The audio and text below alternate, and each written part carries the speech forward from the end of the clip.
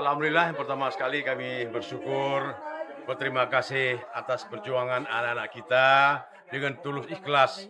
Alhamdulillah, Aceh Besar kembali meraih juara umum pada pelaksanaan FTQ ke-37 tahun 2005 di Kabupaten Pidijaya.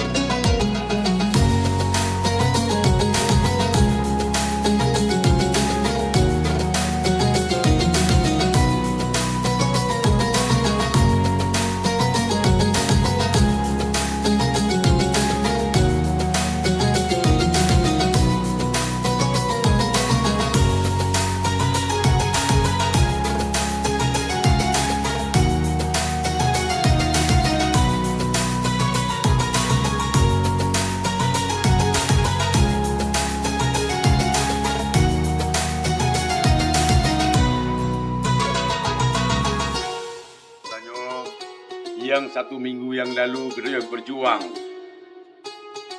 untuk arwah, marwah, harkat dan martabat Aceh Raya.